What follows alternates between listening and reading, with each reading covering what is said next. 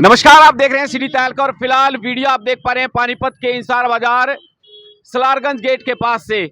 और चोरों का किस तरह से आतंक है कि चोरों ने भगवान के घर को भी नहीं बख्शा। जी हाँ, फिलहाल एक छोटा सा मंदिर जो कि इंसार बाजार की मेन मार्केट सलारगंज गेट के पास जो है वो दुकानदारों के द्वारा 1995 में जो है वो बनाया गया था।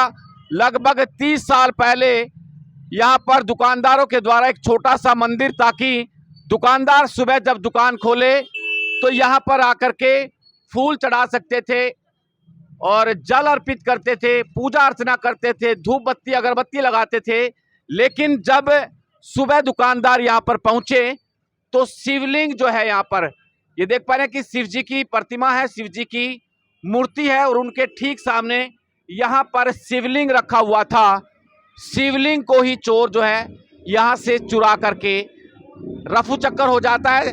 और जिसके बाद यहाँ पर जब सुबह दुकानदार पहुँचे तो कहीं ना कहीं उन्हें शिवलिंग के चोरी होने की सूचना मिलती है, जानकारी मिलती है।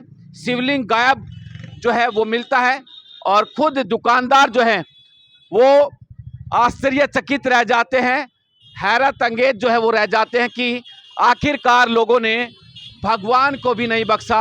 अमूमन चोरी पैसों की, हीरे जवाहरात, गाड़ियों की लोगों ने चोरी होते हुए और चोरी की घटनाएं सुनी होगी, लेकिन शिवलिंग को जो है यहाँ पर चोरों के द्वारा चुरा लिया गया। दुकानदारों से बातचीत कर लेते हैं एक बार। पहले माता जी आप बताएं कि आई नीचे जैसे देखा था मेरे दिल को कुछ हो गया। फिर बोले भंडारी जी कैसे आते नहीं दर्शन हो गए, फिर जल कैसे चढ़ाती हूँ। फिर जैसे आए सब ने देखा, मैं यहीं से जल चढ़ा के मंदिर जाती थी तो शिमला नहीं दिखे मेरे को। मेरे मन को कुछ हो गया, मैं चली गई फिर मंदिर में। जैसे जैसे हमारे घर के सारे आते, सारे जल चढ़ाते थे, सारा बाजार आता, सारा मोहल्ला आता था, किसी को दर्शन नहीं दर्शन नहीं हुए। जैसे ले गए जैसे हमें दर्शन कैसे होंगे। चौकीदार सामने बैठा होता है, हमें क्या पता कहाँ चला गया या सो गया। 5 बजे तो वो गया चौकीदार यहाँ से, मैं ऊपर से देख रही थी, ऊपर ही मेरा मकान है, तो 5 बजे वो गया। जब शाम को कल गए थे जब था रात को ये हमारे बंदे हैं ना, आगे पर्दा करके जाएंगे, फूल वगैरह उतार के धो की शिवलिंग तब जाते थे।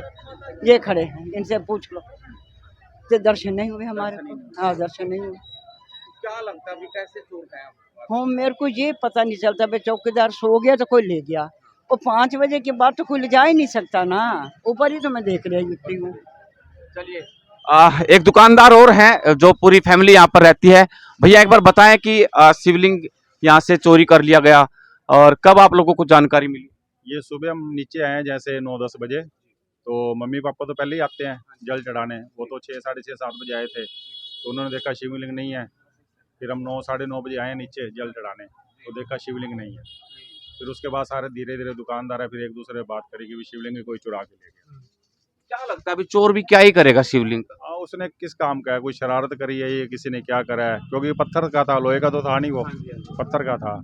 अब किसी ने क्या करा है हमें तो समझ आई नहीं कि आप पहले तो आज तक कभी हुआ नहीं। शिकायत वगैरह भी दी गई प्रधान को? नहीं, क्या शिकायत करनी है भाई, हमें ये कि हमने आपस में दुकानदार में बात करी है, वो कहता अब इसके लिए क्या कहीं नया लेके लगा देंगे दोबारा रखेंगे। हाँ, और 25-30 साल पुराना मंदिर है, ये बहुत पुराना मंदिर है, तो नया लेके लगा देंगे, बस यही है।